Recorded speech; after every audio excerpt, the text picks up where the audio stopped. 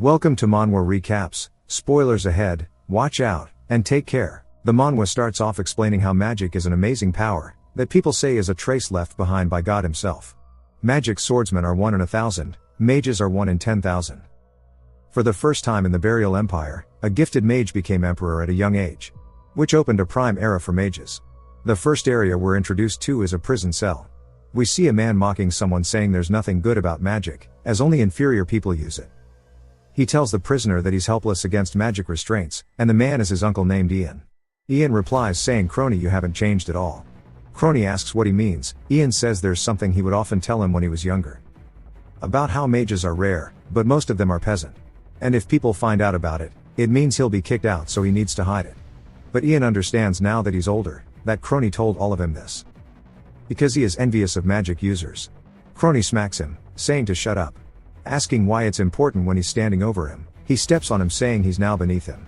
And that he acts like he wants to die, so he has no choice. He says since they are family he'll make it nice and quick. A guard quickly runs into the room, telling Crony that there's a message from Duke Hillen.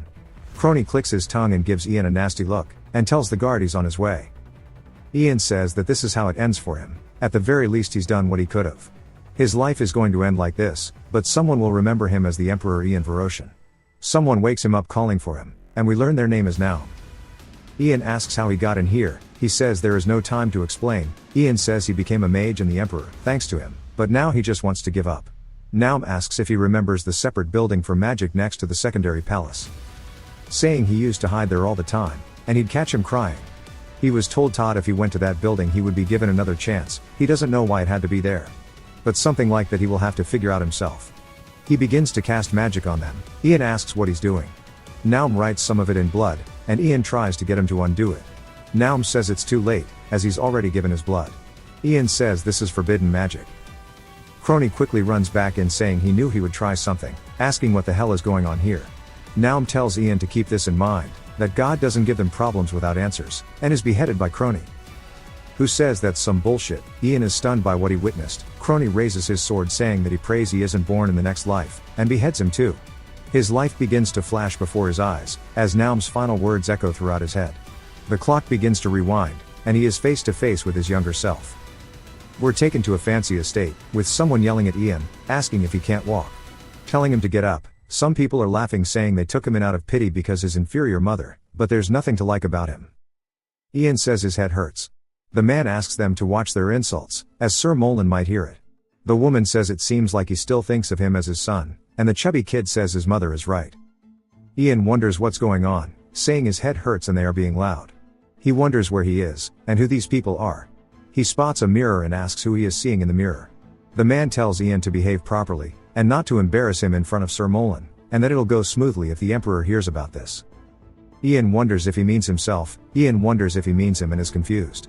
The man sighs, saying again with a stupid face, and pulls out a document.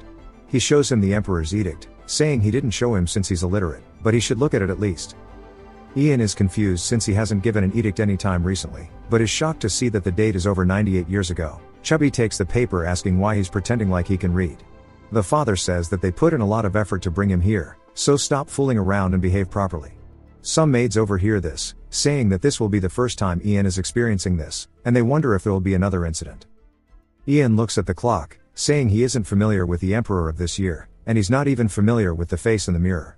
He says it's definitely a result of Naum's space-time magic. It jumps us to another part of the building. There is a steak and Ian is munching on it. While his family is confused, Ian says that after all the prison food it looks like he got too used to eating without dignity.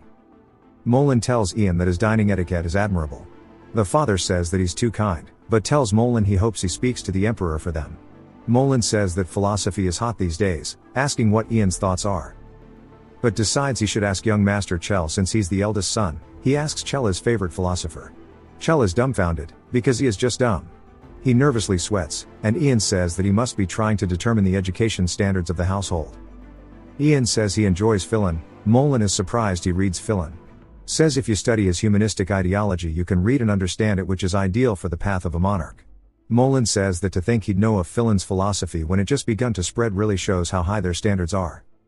The father says he's speaking too highly of them. Molan says that since his son is so intelligent, even the barbarians in the East would welcome him. Ian says he must be talking about the Heavenly Warrior clan. There's only one area on the border where the Empire and the Heavenly Warrior clan intersects. It is the Brock territory.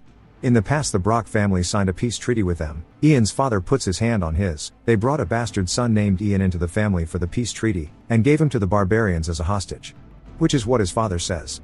Ian smiles saying yes father. It jumps to later, with Chell angrily yelling asking how dare he humiliate him, asking if he thinks he's a noble for joining the family. Ian says that if he wasn't a noble of the Brock family then Chell would have been sent to the barbarians instead. Chell grabs a pot and throws it at Ian asking how dare he speak to him informally. The vase shatters, a piece of glass cuts Ian asking if he wants to die along with his mother, saying he was living like trash yet now he's acting up. Ian's eyes begin to glow, as he releases his magical power, telling Chell he's an arrogant child. Chell falls to the floor, and looks up in fear. Ian says he should know the weight of his words, and he can survive with a shorter tongue. So he needs to watch himself before he cuts it off. Chell cowers yelling not to get any closer. A door opens, and Ian turns to see Molan saying he's brought some refreshments. But he sees Ian's magical aura. Molan is speechless, and the father asks him what's wrong. The mother walks in too. To see Chell on the floor, asking what's going on. Chell stutters trying to tell him. Ian walks beside him saying he told him to be careful around bases, and calls Chell his older brother, offering to help him up. The father yells for a maid named Hannah to quickly take Ian to his room. She tells Ian he should go to his chambers. As Ian leaves he overhears the father asking Chell why he's so clumsy. Molan definitely saw what happened, but didn't say anything. Outside of the main chambers, we see Ian's small room. He says this shit is bleak. Hanan asks if he has the letter from his mother. He asks what she means. She says he cried every day asking her to send a letter since she can't leave. Ian says this pitiful boy was imprisoned and unable to run away. He tells her he won't cry anymore. She then asks for her pay. He asks what she means. She says that she has 5 younger siblings. They can only eat if he gives her food. He asks if she means from his meals, and she says yes, but at least for today. He thinks about it, saying sure but he has a condition, and to help him later when he asks too. She says of course, and thanks him while looking happy. He closes the door and sighs, saying this is a pain. Space-time magic is supposed to bring one back to when it was cast, but somehow he got sent way too far back and is in a different body. If he wants answers he needs to go to the Ministry of Magic. He has to get there at all costs. Inside of Ian's room, he's practicing his magic, saying he's glad he can use it, since it's rare that he got a body that has the ability to. But coincidentally his name is Ian just like his. He says there's definitely more to this. Hannah tells him she's brought his meal, and he says she can leave it there. He opens his door and sees the aftermath of her taking some of his meal, saying she took a big chunk. But says this is still too little food, and he recalls the banquet with Molan, and he remembers they didn't have gula at the feast. It's a plant that has a lot of nutrients and is a staple food of burial. Other than the seed being poisonous, it was treated as a weed. But it won't be treated as food for another 50 years. If he were to spread his knowledge about gula it would be possible to erase the burial's history of famine. Later in the day he's talking to his father, who is telling him about a feast in a few days, saying other aides from the Central will be attending. Ian says he'll make sure not to cause trouble. He says that's good, and that his mother sent him something. He hands him a bag, saying there's some coins and a letter inside, and he can ask his tutor to read it aloud for him. He says depending on how he does he'll let him see his mother's face before training. A butler enters calling for the Margrave. He stands up and exits the room. Ian says he can't find anything resembling feelings from the Margrave, and he feels sorry for this body's mother. Something catches his eye on the desk, and he picks it up to reveal a letter. He starts to read it, but is surprised to see that it's a second account book. He realizes he must be siphoning the tax that should have gone to the Central, and he's quite bold. This is probably why Sir Molan came all the way here. The door opens. Ian quickly cuts the lights off with magic to hide the fact he's snooping from his father. The butler says they must be faulty, and trips throwing papers everywhere.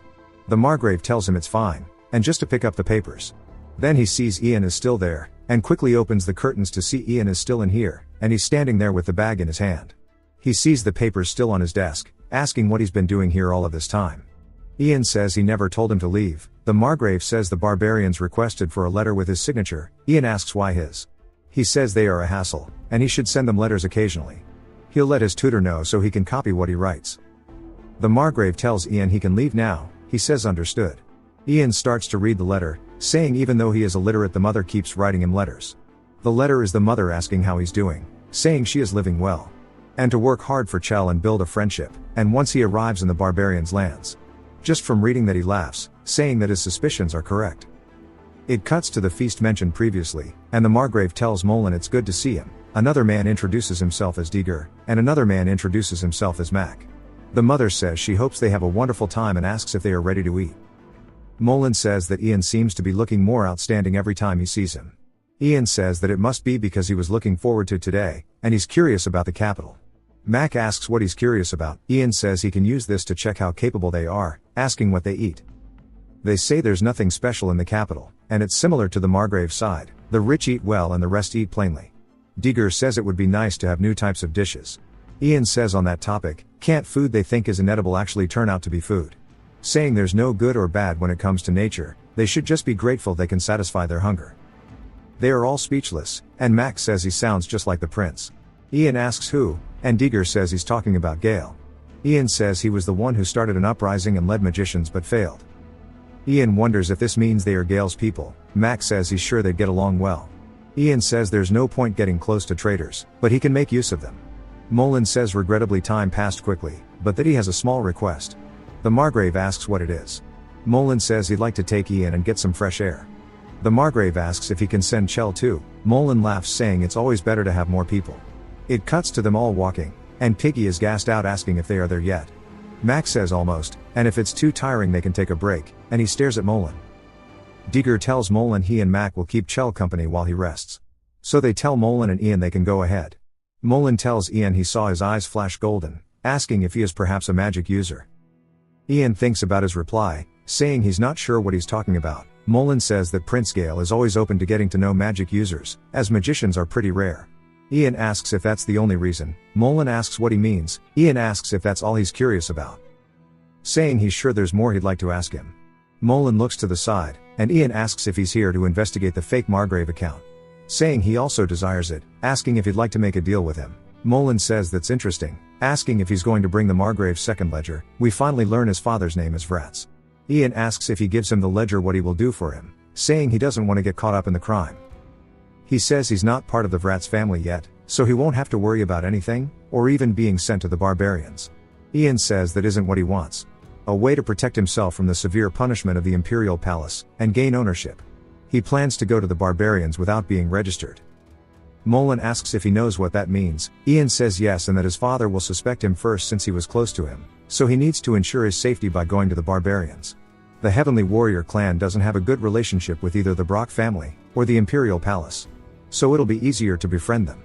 And as a powerful warrior clan they'd be an excellent card to have.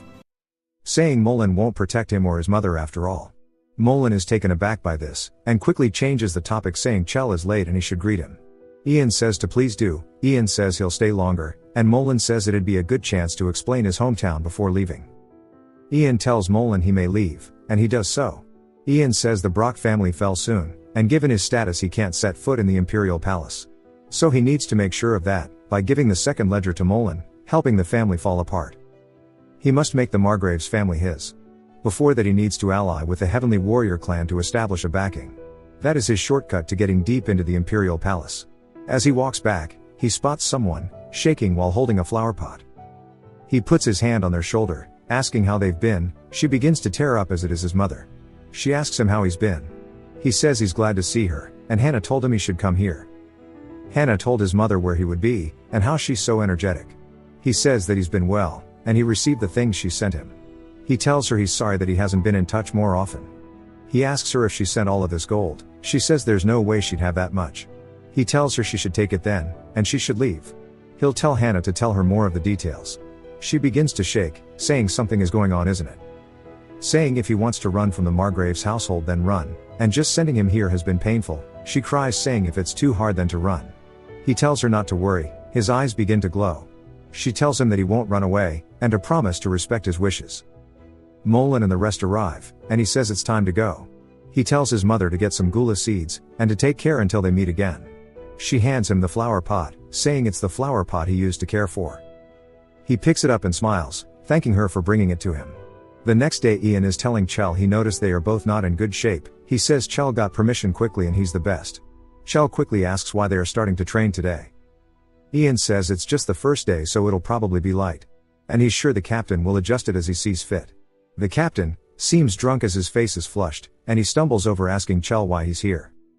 Chell says he wanted to check out the training grounds. The captain asks why, saying he's never shown up before. Chell says he's the successor, he can visit as he likes. He says he's a bit chubby, and wants to train a bit, and he should be able to defend himself when his guard is shit-faced.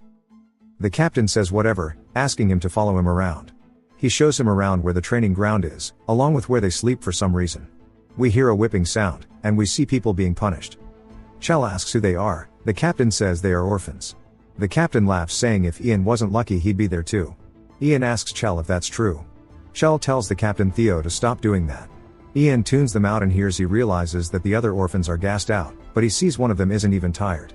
We learn his name is Barrack and he's a pain in the ass. We hear him get whipped again, and Chell says his spirit is no joke. Theo says he's useful in his own way, but that he's extremely untalented, so he lacks the skill. Which is quite unfortunate.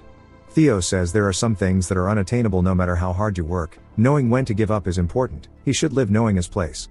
He says all of this while staring at Ian. Ian says since it looks like training is over they should call everyone over and rest in the shade.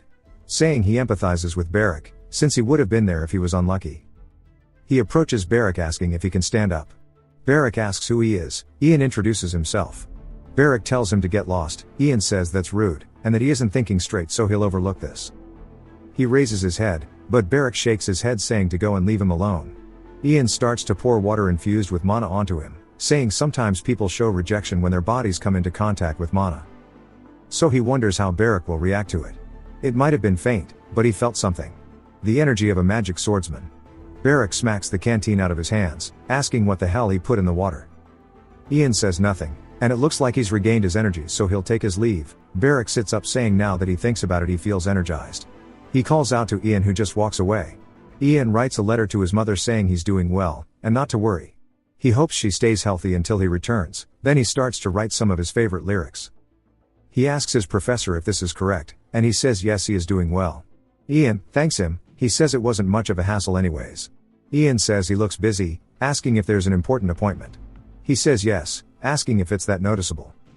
Ian says he seems different than usual. He tells the tutor he heard that he graduated from Varial University in the capital. He asks if he has any acquaintances, saying if it's too awkward he doesn't have to answer. He says the question is quite sudden, and quickly leaves the room. Ian spots him drop a piece of paper that is on the climate change in the Great Desert. The next day we see Chell running, asking how long he has to keep this up. Theo says 40 minutes to go. He tells them to keep running. While they are running Ian hears them yelling at Barrack. We see Barrack running in, and swinging at his opponent. He dodges, but Barrack gets annoyed and barrages him. The guy blocks it, and says he's pissing him off, knocking Barrack into a wall. He says to stop bothering others. Barrack calls out to him, saying Meryl. This pisses him off, asking how dare he say his name. Barrack stands up saying they aren't done yet. His eyes full of anger, Meryl sighs, asking if he wants to die early. Then kicks him in the chest, saying he told him to stop earlier. He spits on him, saying he won't live long if he doesn't know his place. We see Barrack leaning against some boxes. Everyone starts talking and we hear Ian call out to him. Barrack asks what he wants, since he told him to screw off. Ian says if he wants to win to find a strategy. Barrack says he won't resort to petty tricks to win. Ian asks if that's the case. Barrack grips his sword saying he'll kill him if he keeps yapping. Ian says you poor thing, and pats his head. Saying he'll help him, but in return he'll have to help him too. I think he imbues some mana into him. He takes his hand off Barrack. Ian says he knew it. Barrack leaps at Meryl like a rabid dog. Meryl turns to the side, to see Barrack flying in. He's smiling while he crushes Meryl into the floor. Meryl insults him, and gets smacked in the face, over and over and over again. Everyone is shocked. They quickly run over to pull him off asking if he's gone crazy. But notice he's hella strong right now. They managed to subdue him with 3 people. Barrack starts to laugh and looks really refreshed, saying this is how it should be. And that Meryl is an idiot for turning his back to him. Theo kicks him in the face, and tells the rest to take Meryl to the infirmary, and to take Barrack to the punishment area. He looks over to see Ian, asking if he did anything to him. Ian says no, he just insulted him. Theo says they can wrap it up for today, as the training ground is too chaotic. Ian asks what will happen to Barrack. Theo says they'll need to figure it out, and he thinks he'll get whipped a few more times, and then kicked out. Ian says this wasn't his intention, but it works out for him. It'll be easier to pick him up if he has no affiliation. Later in the day he is talking to Molan and his group asking if he's made up his mind. Molan nods saying that the Margrave usually knows about these things. He tells Ian they need his help. Ian says alright, He'll compile all of the data for the harvested grains, along with the mining output and the farmer's taxes. Molan says that will help them a ton. They respect his decision. Ian says he was right, and that the seal that Sir Molan is wearing is the same one on the paper the tutor dropped. So there must be a connection between them, so he'll make use of this in the future. After the meeting he is walking back, and gets grabbed by the collar, pulled into an alleyway. The butler thought he heard something, and his coworker asked if he ripped ass. He says nah, maybe it's just a wild dog. We see Barrack being a little Seuss with Ian against a wall. Ian says that's a weird greeting, asking Barrack how he got in here. Barrack says he made a scene all night, and the head butler said he could come in any time. Ian realizes that Vratz already has eyes on him. He asks Barrack what he wants. Barrack asks if he drugged him, saying every time he's met him his body has felt off. And he better speak up, as he doesn't want to fight with cheap methods. Ian says that his brain is low-key smooth. He says the water he gave him wasn't his, but from the supplies, and he only put his hand on his head. Barrack asks then why he felt strange.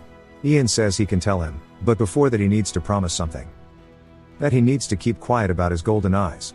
He says that he also shouldn't be impolite. Barrack instantly yells saying yes, those are the eyes he saw. Ian wonders if this is doomed, asking him to listen properly. He says to stay by his side as a bodyguard, and that the power he felt, the power that's hidden within him, he will help him make it his own.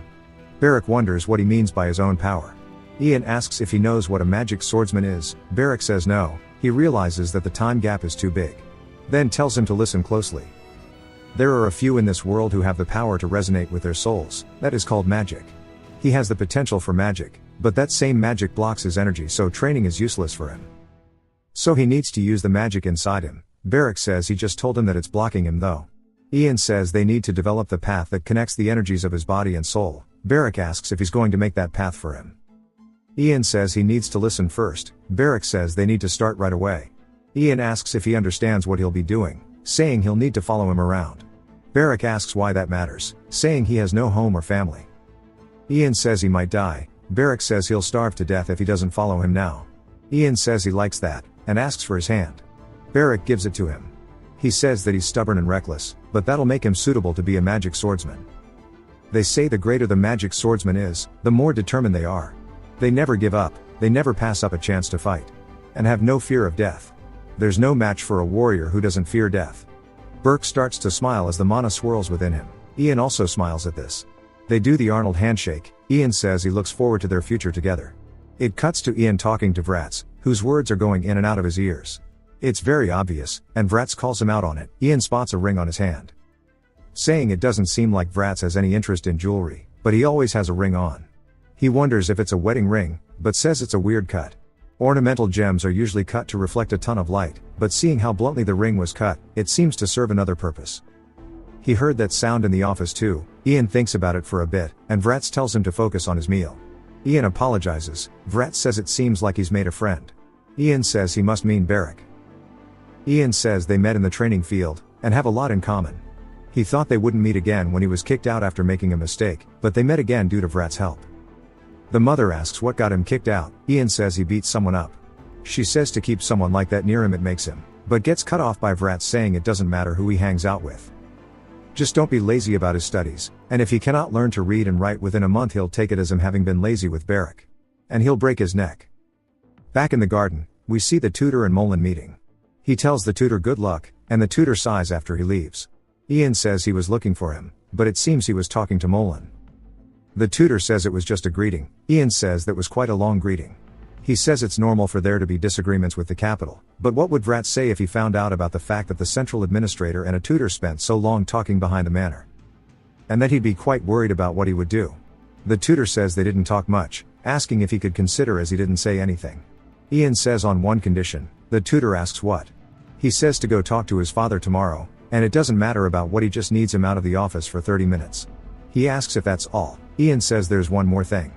And it seems like he knows a lot about the desert, asking if he can get a map of desert along with information about its climate. He says he's a smart person so he knows what he means. The tutor bows saying yes he understands. Back inside of his room, Ian uses magic to construct a mental image of the ring so he can use it as reference and draw and deliver it.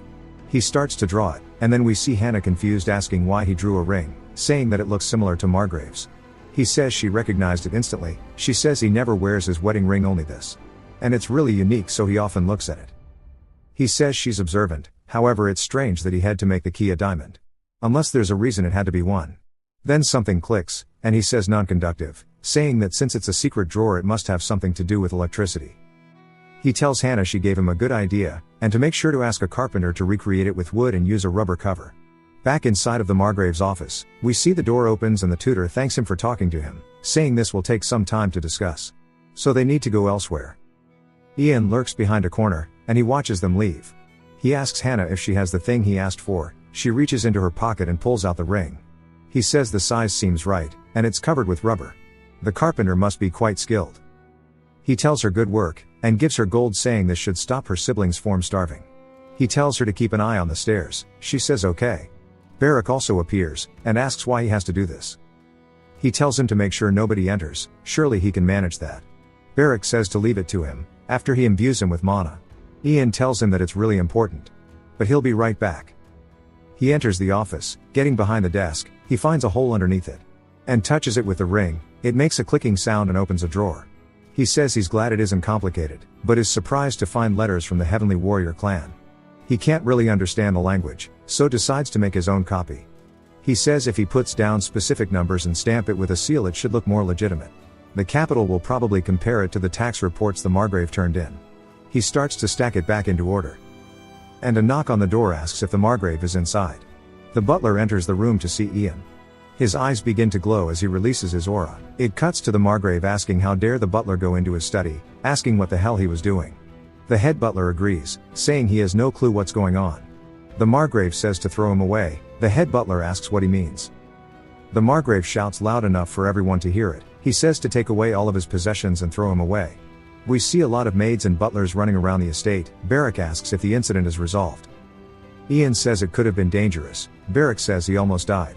Then asks if the Margrave knows stuff was stolen from his study. Ian says even if he does he'll just blame the butler.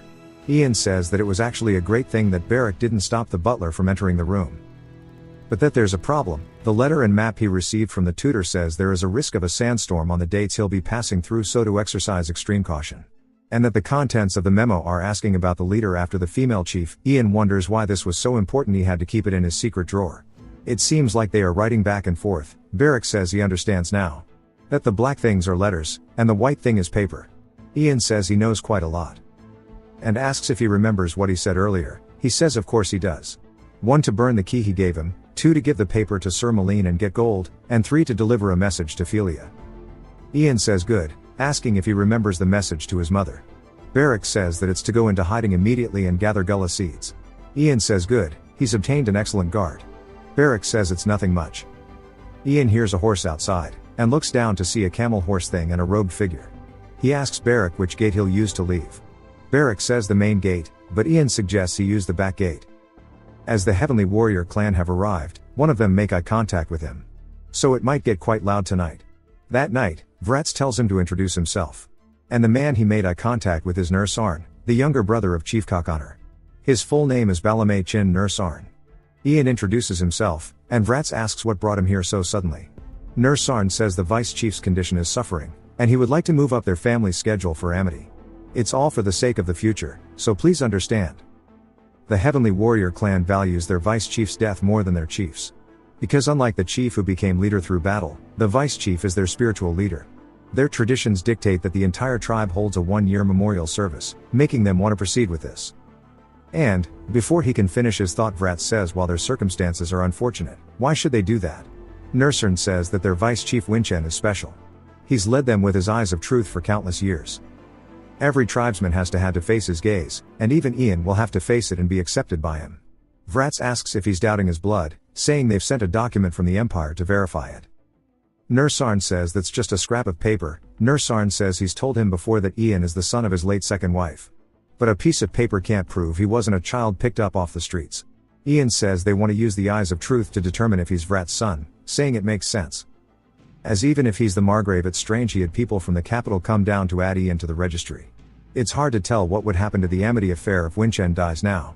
Since he could use sudden schedule changes as an excuse it would be good, but for some reason the Margrave is hesitating. He wraps his hand around Ian, saying he understands. Since his son will need to prove himself, why don't they rest today and talk tomorrow? And he'll have them guided to their rooms. Nur Sarn thanks him, and he hopes he makes a swift decision for peace. We hear Vrats yelling saying this is why they shouldn't associate with barbarians. He seems sharp, probably because he is the chief's brother. He tells Ian he'll take care of the registration document, so just stay silent until he returns. Ian says yes sir. Vrat slams the carriage door closed and leaves. Ian smiles saying he must be in a rush to expedite the registration process. But he can't believe he left like that, and he made it quite easy for him to have a conversation with them now. Ian says that they must be exhausted after their trip, telling them to enjoy their food. And he just wants them to listen to his proposal while they eat. Nursarn asks what it is. Ian says that a friend of his wants to go with them. Nursarn says that only Ian is meant to go, saying anyone else would be a burden. Ian says nah, and that he'll surely be of help. It's of course Barrack he wants to bring. Ian says that Barrack is good at fighting. Nursarn laughs, saying they sure do know how to make them laugh. Ian asks what he means. Nursarn says to them he is nothing more than a freeloader, that wants them to babysit 2 kids who have no poison resistance, nor can they survive without water in the desert. Ian says he knows what they are worried about, but they will really be of help. They'll be helpful in combat, and that he isn't smart. But they don't need to worry and they'll be fine in the desert. Nursarn says that he will think about if he is able to fight against the heavenly warriors and win. Outside of the estate, a woman asks why it had to be her. Saying this is why being the youngest sucks. Her name is Sue and she says they've got 5 minutes. Barrack asks if he's meant to fight someone so small. He says they called it a competition, but there's nobody watching. Ian says not to let his guard down, and if he underestimates her since she looks weak he'll get hurt. Ian says they aren't watching since they are unmatched in power. Barrack spots Nursarn watching from a window, and Ian tells him his nickname is the God of Death. Barrack asks if they are being looked down on since he's watching so far away. Ian says to calm down, and to focus on winning. Ian begins to imbue him with mana. Saying to listen carefully, he'll tell him how to win. A bit later, she asks if they are ready yet. Sue says that it will only take 5 minutes. If he knocks her down in that time she'll acknowledge him. Barrack says that's more than enough, and starts to put his hair up. Telling her not to cry after being beaten. He dashes forward, and goes in for a punch. Sue says the one crying will be him, and she quickly moves behind him. He turns to face her, but is too late. He goes for another swing and she asks where he's swinging at. Saying he wasn't even close. She puts her hand on the ground, kicking him in the face. He grits his teeth to withstand it, and manages to keep his balance. She says that if he's this slow he is just going to get beaten up during the entire 5 minutes. Barrack asks why she's yapping so much, saying there's still a lot of time their fight continues. Ian watching says that's expected. Barrack is just being bodied. She does a barrage of punches, and he blocks them while looking for an opening. He sees her smiling, and she goes for a big kick.